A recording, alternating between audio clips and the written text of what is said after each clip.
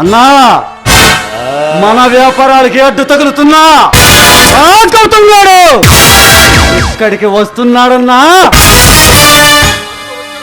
అడుగన్నా, వస్తున్నాడు.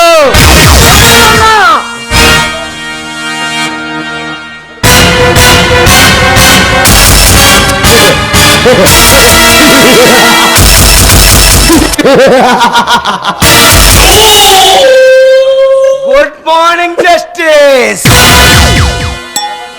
ఎవరు? దాస్, భగవాన్ దాస్. అందరూ నన్ను భగవాన్ అంటారు. ఓ, నువ్వేనన్నమాట. ఆ కాళిదాస్ అన్నవి భగవాన్ దాస్వి. నీ తమ్ముడికి బుద్ధి చెప్పి పంపే కదరా, నువ్వెందుకు వచ్చావు మళ్ళీ ఇక్కడికి? నేను రాకుండానే ఎంతటి అసాధ్యమైన సాధ్యం చేయగల సమర్థవంతుడు నా తమ్ముడు. నీ విషయంలో నేను రాక తప్పలేదు. నేను అన్నదంటే వాణి కాదు, నాకంటూ కొన్ని సిద్ధాంతాలు ఉన్నాయి. అసలు ఎందుకు వచ్చావు ఇక్కడికి? ఏ గౌతమ్, అసలు విషయానికే వస్తున్నాను.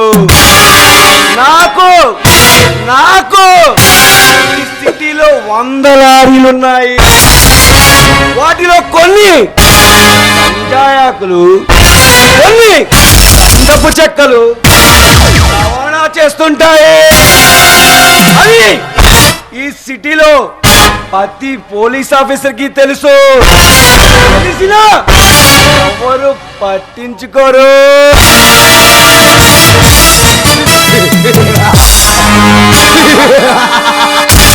ఎందుకంటే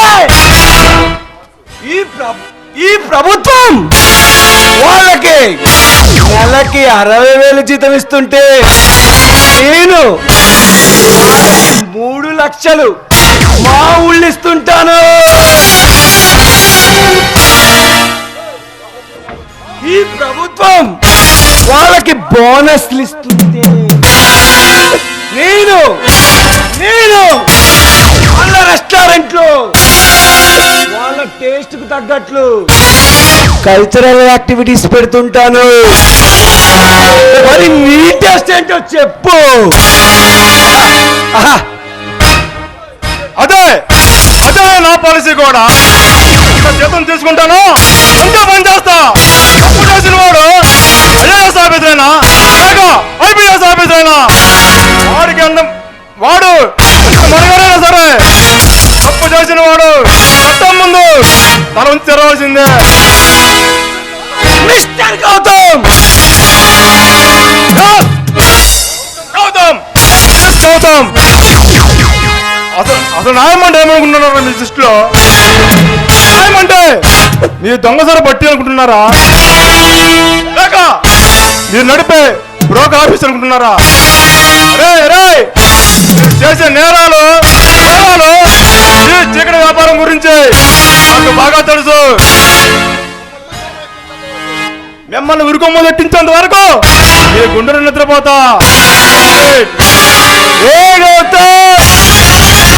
ఈ సిటీలో ఆధారి కట్టి వచ్చిన వాణ్ణి రోడ్డు మీద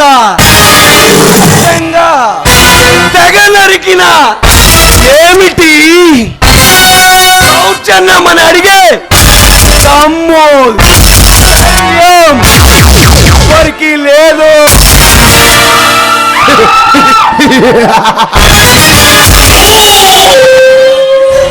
ఈ చేత్తో ఎంతో మంది పోలీస్ ఆఫీసర్లు మెడలు వంచాను.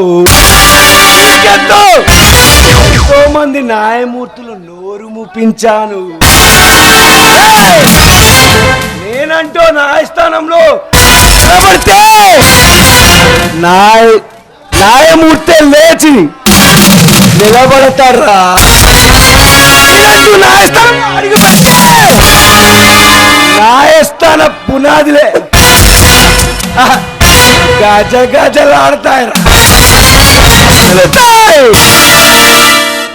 నన్ను శిక్షించడానికి ఎవరైనా ప్రయత్నిస్తే వాడు వాడు అతికి బయటపడడు. ఒకవేళ బయటపడినా వాడు వికలాంగుల లిస్టులో చేరాల్సిందే.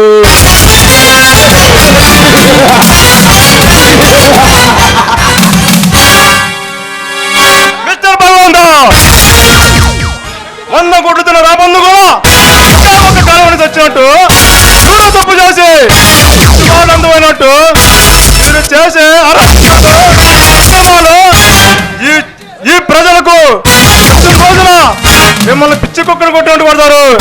ఏ పోలీస్ ఆఫీసర్ అయితే దాసోహం అంటున్నాడో అదే పోలీస్ ఆఫీసర్ చేతికి సంఖ్యలు వేసి నడి రోడ్డు మీద ఈడుచుకెళ్ళిన రోజు అప్పుడు తెలుస్తుంది విలువ ఏంటో, ఈ న్యాయమూర్తి పవర్ ఏంటో. మిస్టర్ గౌతమ్, మర్యాదగా నువ్విచ్చిన వారెంట్ వెనక్కి తీసుకో. నువ్వు కోరుకుంటే కోట్లు ఇస్తాను. కాదు, అది కాలు దువ్వితే కాటికి పంపడానికి కూడా వెనకాడే.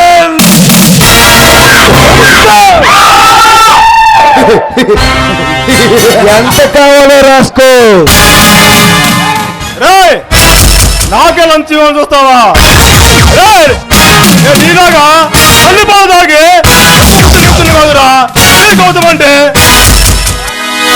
న్యాయానికి పద్రూపం, అన్యాయానికి సింహస్వప్నం. న్యాయం కోసం ప్రాణాలనే ఇవ్వడానికైనా దమ్ములున్నా గౌతమ్. గౌతమ్ వీరుల్లాగా ప్రగల్భాలు పలకకురా. నేను ఎన్నో అంతం చేయడానికి రాలా.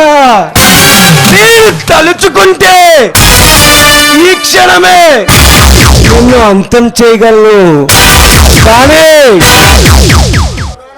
నీ ప్రాణాలు తీయడానికి రాలేదు. మర్యాదగా నువ్విచ్చిన ఆ వారెంట్ వెనక్కి తీసుకో. లేదంటే రేయ్, ఏంటో బెదిరిస్తున్నావు? నువ్వు తలుచుకుంటే ఏమి చేయలేవు. రౌడీలు చేయడం, భరించడం ఇంకా కాదు, నాకు బాగా తెలుసు. నువ్వు తలుచుకుంటే నేను తలుచుకుంటే ఈ స్థానం రాగలను. నువ్వు తల కింద తపస్సు చేసినా ఆ స్థానం రాలేవు. లుక్ మిస్టర్ గౌతమ్, ఈ భగవాన్ దాస్ పేరు చెప్తే ఆ భగవంతుడు కూడా భయభ్రాంతులు చెందుతారా? పేరు చెప్తే మీలాంటి క్రిమినల్స్ కు పోతాయిరా. అంతటి మనగాడివా? మనగాన్ని రౌడీలకు రౌడీని, గోండాలకు గోండాని, రక్తాన్ని 4 పాదాలు నడిపించే గౌతముని.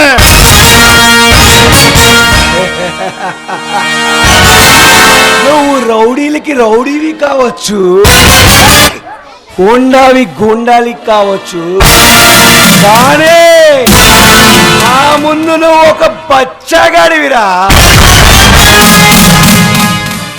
నువ్వు ఆ వారెంట్ మర్యాదగా వెనక్కి తీసుకుంటే నీ భార్య పిల్లలతో నిండు నూరేళ్ళు సుఖ సంతోషాలతో జీవిస్తావు. లేదంటే ఏం చేస్తావు? నన్ను నా కుటుంబాన్ని చేస్తానంటావు. పృథివీ మీద ప్రేమ, ప్రాణం మీద ప్రేమ, పృథివీ మీద ఆశ క్రిమినల్స్ ఉంటుంది. అలాది నిజాది పనులకు ఉండదు. రే గౌతమ్, ఈ భగవాన్ దాస్ ఒక్కసారి చెప్తే 100 ఎదుటివాడి గుండెల్లో ప్రతిధ్వనిస్తుందిరా. నీళ్ళని భగవంతులు 100 మంది అయితే ఒక్క గౌతమ్తో సమానం రా. Out, get out. వెళ్తాన్రా. నేనంటూ న్యాయస్థానం మెట్లెక్కిన రోజున నువ్వు శవమై శవపేటికెక్కాల్సి వస్తుంది.